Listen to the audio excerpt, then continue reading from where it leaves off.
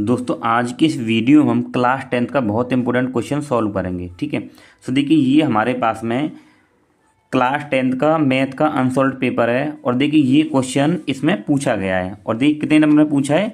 ये question 6 number में पूछा है, यानी इसी तरीके क्वेश्चन 4 या 6 नंबर में पूछे जाते हैं। ठीक है, सो दोस्तों चलिए इस क्वेश्चन को सॉल्व करते हैं।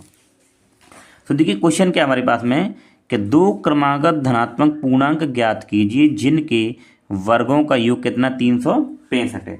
तो इस प्रकार के क्वेश्चनों को कैसे करते हैं। ठीक, तो यहाँ पे लिखेंगे हल।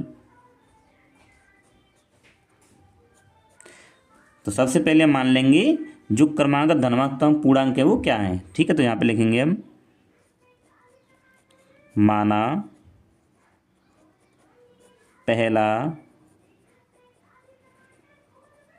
धनात्मक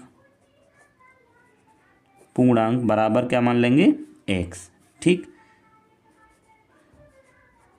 दूसरा धनात्मक पूर्णांक क्या मान लेंगे x+1। यानी जब भी आपको इस तरीके से क्वेश्चन पूछा जाएगा तो आपको ये पूर्णांक कैसे मान लेने हैं। ठीक, अब इससे आगे क्या कह रहा है देखिए यहाँ पे लिखेंगे प्रश्नानुसार। ठीक, आगे क्या बोला है जिनके वर्गों का योग, यानी कि जो पूर्णांक माने हमने उनके वर्गों का योग कितना आना चाहिए 365। तो देखिए यहाँ पे करेंगे हम x का स्क्वायर प्लस इसका, तो ये हो जाएगा x+1 का होल स्क्वायर बराबर 365। यानी क्वेश्चन ने यही बोला है कि जो धनात्मक पूर्णांक हैं उनके वर्गों का योग, तो इसका वर्ग कर दिया और इसका वर्ग और बीच में क्या लगा दिया प्लस, यानी कि योग कितना है इसका 365। अब हमें इसको हल करना है। ठीक, तो देखिए ये x का स्क्वायर क्या हो जाएगा x² प्लस, अब ये देखिए x+1 का होल स्क्वायर, यानी कि यहाँ पे लगा देंगे a+b का होल स्क्वायर। तो a+b का लगाएंगे तो देखिए x² हो जाएगा प्लस फिर 1 का स्क्वायर और बीच में क्या आएगा 2ab। तो 2 गुणा a का मान क्या है देखिए x और b का मान क्या है 1 और बराबर में कितना 365। ठीक, इससे आगे देखिए x का स्क्वायर क्या हो जाएगा, ये x² रहेगा, ये भी x² और प्लस 1 का स्क्वायर करने तो क्या आएगा 1, फिर प्लस देखिए 2 एकम 2 और इसके साथ क्या है x, तो ये आ जाएगा, तो बराबर कितना होगा 365। ठीक, तो दोस्तों आई होप आप ये समझ रहे होंगे। ठीक, इसके आगे देखिए ये x² है और ये भी x² है, इसके आगे कुछ नहीं, तो ये x² और ये भी एक x², तो कितने हो जाएंगे, ये हो जाएंगे 2x² प्लस। ठीक है, अब देखिए यहाँ क्या करना है, ये 2x वैल्यू को आप यहाँ रख लीजिए। ठीक, अब ये जो नंबर है यानी एक, इसको हम क्या कर देंगे पक्षांतर कर देंगे, तो बराबर 365 और ये इधर प्लस का है तो इधर किसका हो जाएगा माइनस का। ठीक, इसके नेक्स्ट देखिए 2x² प्लस 2x बराबर 365 में से ये घटाएंगे तो कितना आएगा 364।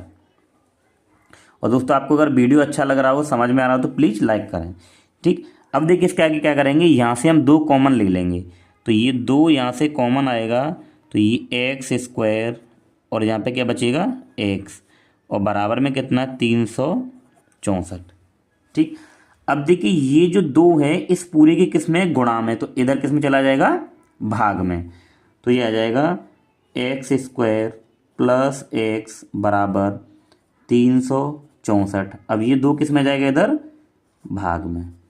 ठीक, इसके आगे देखिए x² प्लस x बराबर, अब देखिए 2 से इसको काटेंगे तो देखिए 2 से जब ये कटेगा तो ये देखिए 2 एकम 2 और यहाँ 1 बचेगा, ये 6 2 8 16 और 2 दूनी 4, यानी कि जब 2 से इसको काटेंगे तो कितना कटेगा 182 बार, तो ये आ जाएगा 182। ठीक, अब क्या करेंगे इस नंबर को हम इधर ले लेंगे, तो ये x² प्लस x इधर माइनस का हो जाएगा जी 182 बराबर 0। ठीक, तो दोस्तों इतना सब करने के बाद में अब ये पता चला हमें कि ये एक द्विघात समीकरण बन गया। अब हमें क्या करना है, इस द्विघात समीकरण को हल करना है। ठीक, तो यहाँ देखिए क्या है, ये 182 है। ठीक, अब हमें क्या करना है, इस 182 को ऐसी दो संख्याओं में तोड़ना है कि गुणा करने पर तो 182 आए, लेकिन उसको जोड़ या घटाव करने पर ये बीच में एक है। देखिए इसका है कुछ नहीं, तो यहाँ पे क्या है, एक है, तो ये एक आना चाहिए। ठीक, तो देखिए इसको आप कैसे कर सकते हैं, पहले आप 182 के गुणनखंड कर लीजिए। देखिए 2 नाम 18 और 2 एकम 2, फिर ये जाएगा आपका 7 से, तो ये 13 सत्ते 91 होते हैं, और ये 13 एकम 13। तो इसके जो गुणनखंड है कितने आए, 2 गुणा 7 गुणा 13, तो 7 दूनी 14 और गुणा 13। ठीक, अब आप ये देखिए अगर आप 14 गुणा 13 करते हैं तो आपके पास में 182 आ जाएगा। ठीक, और जब आप 14 में से 13 को घटाएंगे तो क्या बच जाएगा, 1। हमें यही लेके आना है। तो यानी कि जो 182 को तोड़ने पर जो संख्या आई है वो कौन सी आई है, 14 और 13 हमारे पास में आई हैं। ठीक, इन्हीं का हमें यूज करना है। तो देखिए तो ये हो जाएगा एक्स स्क्वायर प्लस, ठीक, तो यहाँ पे कर लेंगे देखिए 14x और माइनस 13x। तो देखिए 14x में से 13x घटाएंगे तो क्या आ जाएगा, 1x बचेगा। ठीक, और ये माइनस 182 बराबर 0। ठीक, यानी कि हमने इसको इतना कर लिया। अब देखिए ये जोड़ा बन गया इसके साथ और ये जोड़ा बन गया, यानी कि आपने गुणनखंड तो करे होंगे, तो ये गुणनखंड ही करें हमने इसके। ठीक, अब यहाँ से x कॉमन आ जाएगा, तो यहाँ से जब x कॉमन आएगा तो ये x प्लस 14। अब यहाँ से देखिए क्या कॉमन आएगा, तो देखिए x तो कॉमन नहीं आएगा क्योंकि इसके पास x नहीं है। तो यहाँ से हम क्या करेंगे, ये माइनस का 13 कॉमन ले लेते हैं। तो माइनस का 13 जो कॉमन आएगा तो यहाँ क्या बचेगा, x, और ये माइनस पहले ही कॉमन आएगा तो यहाँ पे क्या हो जाएगा, प्लस। अब जितना हमने कॉमन लिया है उसका इसमें भाग करेंगे। ठीक है, तो जब आप 13 का इसमें भाग करेंगे तो ये कितनी बार जाएगा, 14 बार चला जाएगा, और बराबर में क्या आ जाएगा, 0। ठीक, तो देखिए गुणनखंड का एक रूल होता है कि जब लास्ट में जब इस तरीके से आए तो ये दोनों ब्रैकेट बिल्कुल सेम आनी चाहिए, तो गुणनखंड सही है, और नहीं तो गलत है। ठीक, अब क्या करेंगे, देखिए यहाँ भी x प्लस 14, यहाँ भी x प्लस 14, तो ये x प्लस 14 यहाँ से कॉमन आ जाएगा। ठीक, यानी x प्लस 14 यहाँ से दोनों से कॉमन आया, तो यहाँ पे क्या बचेगा, x, यहाँ जब कॉमन आएगा तो यहाँ पे क्या बचेगा, माइनस का 13 बराबर 0। या फिर आप ऐसे कह सकते हैं, देखिए यहाँ भी x प्लस 14, यहाँ भी x प्लस 14, तो एक ब्रैकेट में x प्लस 14 और दूसरे ब्रैकेट में क्या आता है, इसके आगे जो नंबर आता है वो, और इसके आगे जो नंबर आता है वो। ठीक, यानी कि इसके गुणनखंड ये आ गए हमारे पास में फैक्टर। अब क्या करेंगे, देखिए x प्लस 14 बराबर एक बार 0 मान लेंगे, और एक बार x माइनस 13 बराबर 0 मान लेंगे। ठीक, अब क्या देखिए x बराबर ये हो जाएगा माइनस का 14,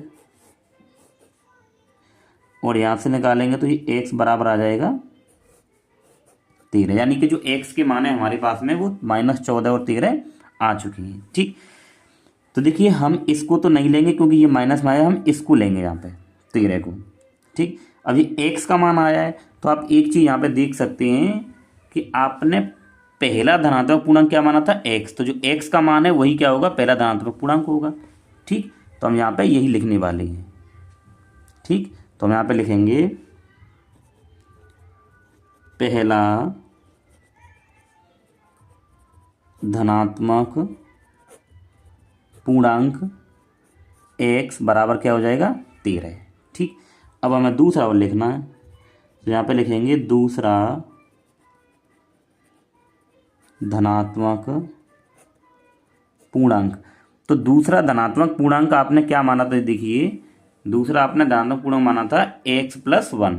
ठीक है, तो हम यहाँ पे यही लिखने वाले हैं कि दूसरा जो धनात्मक पूर्णांक होगा आपके पास में क्या हो जाएगा, x प्लस 1। ठीक, और x का मान कितना लिया आपने यहाँ पे 13, और प्लस 1, तो ये कितना हो जाएगा आपके पास में 14 हो जाएगा। ठीक है, यानी कि वो दोनों धनात्मक पूर्णांक कौन से हैं, एक तो 13 है और एक 14 है। ठीक है, तो दोस्तों ये था आपका पूरा इसका हल। ठीक है, तो हम यहाँ पे लिख सकते हैं, अतः दो क्रमागत धनात्मक पूर्णांक 13, 14 हैं। ठीक, सो दोस्तों ये था इस प्रश्न का पूरा हल। सो दोस्तों आई होप आप ये क्वेश्चन अच्छी तरीके से समझ गए होंगे। सो दोस्तों अगर आपको ये अच्छा लगा हो और आपके समझ में आया हो तो वीडियो को लाइक करें और आप चैनल पर नहीं सब्सक्राइब जरूर करें। Thank you.